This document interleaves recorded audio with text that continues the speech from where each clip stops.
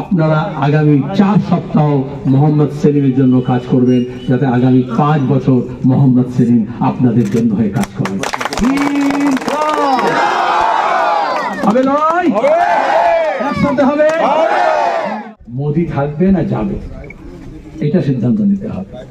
আর মোদি অমিত শাহ যোগী মিলে যা করছে, দেশটা সর্বনাশ করছে।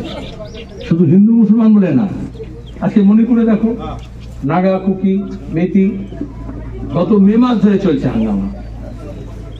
খ্রিস্টানদের উপরে আক্রমণ হচ্ছে, পাঞ্জাবিদের উপর আক্রমণ হচ্ছে, কৃষকদের উপর আক্রমণ হচ্ছে। গত কয়েক বছর লকডাউনের সময় থেকে কৃষক সভা এবং অন্য 300টা কৃষক সংগঠন মিলে এই যে দেশে লুট চলছে, কৃষি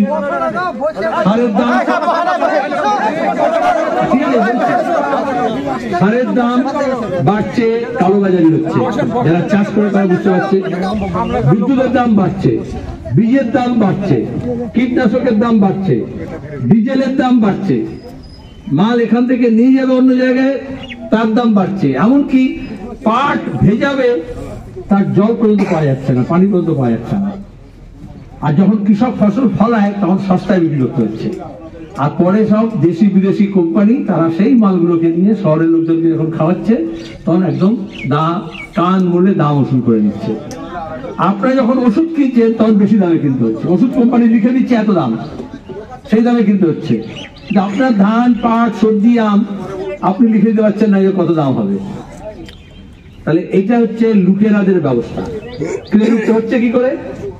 এইখানে বিজেপি আর তৃণমূলের রাজনীতি বুঝতে হবে। মোদী আর মমতা বড় বড় কোম্পানি ইলেকট্রাল বন্ডের নামে ভোটের সময় টাকা দিয়ে দিচ্ছে, সেই টাকা দিয়ে এখানে ওখানে কয়েকটা বিরিয়ানি প্যাকেট দিচ্ছে, কিন্তু আদতে এরোপ্লেন, হাওয়াই জাহাজ, এয়ার কন্ডিশন তাঁবু নিয়ে বড় বড় সব হইচে হচ্ছে না। কাগজে বিজ্ঞাপন হচ্ছে, রোজ টিভিতে খালি বিজেপি আর তৃণমূল বলছে, ওগুলো টাকার বিনিময় হচ্ছে। আমাদের কাছে টাকা নেই, কিন্তু আমাদের কাছে মানুষ আছে। তাই লড়াইটা হচ্ছে ওই টাকার শক্তির বিরুদ্ধে মানুষের লড়াই। একদিকে মোদির লুট আর অন্যদিকে দিদির লুট। আর এই দুটো লুট বন্ধ করতে হলে কেউ কেউ বুঝিয়েছিল মোদির বিরুদ্ধে মমতা লড়বে আর মমতার বিরুদ্ধে মোদি লড়বে। কেউ কার বিরুদ্ধে লড়ছে?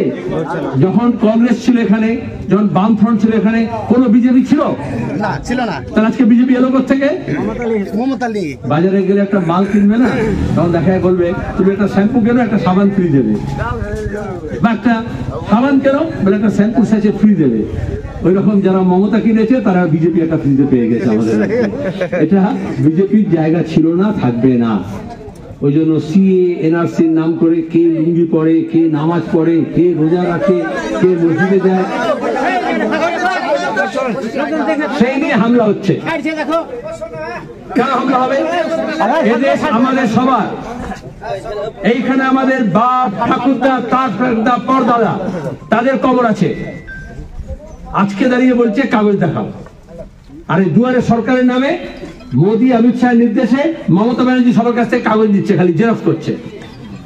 এদিকে লক্ষ্মী ভান্ডারের টাকা পাচ্ছে না, বেকার ভাতা পাচ্ছে না, বার্ধক্য ভাতা পাচ্ছে না, প্রতিবন্ধী ভাতা পাচ্ছে না।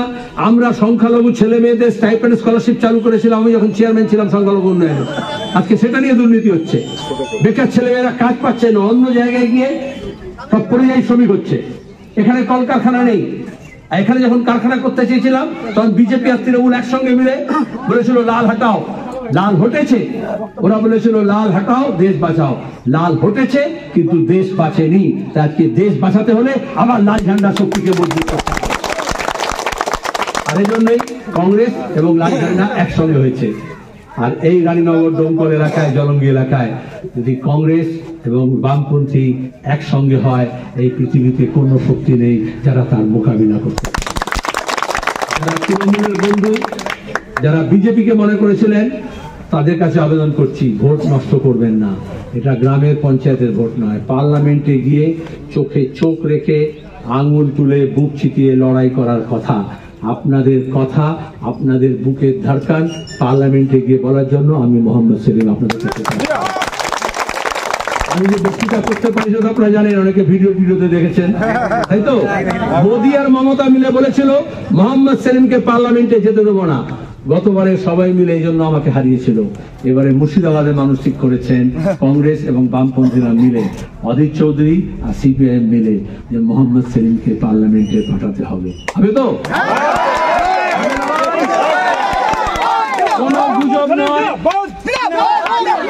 কোনো গুজব নয়, কোনো দাঙ্গা হাঙ্গামা নয়, কোনো লোভ নয়, কোনো প্রলোভন নয়, কোনো পুলিশ প্রশাসন নয়, কোনো গুন্ডা বদমাইশ বোমাবাজি বন্দুক নয়। আমরা শান্তি চাই, আমরা ঐক্য চাই, আমরা উন্নয়ন চাই। এখানকার মানুষের কথা পার্লামেন্টে গিয়ে বলা, আর দিল্লি কলকাতাকে লড়ে ভিড়ে আমাদের রাস্তাঘাট, আমাদের স্কুল কলেজ, আমাদের কলকারখানা, আমাদের বিশ্ববিদ্যালয়, আমাদের রেল যোগাযোগ এগুলো বাড়াতে হবে। আপনারা আগামী 4 সপ্তাহ মোহাম্মদ সেলিমের জন্য কাজ করবেন, যাতে আগামী 5 বছর মোহাম্মদ সেলিম আপনাদের জন্য হয়ে কাজ করবেন। হবে লড়াই, একসাথে হবে।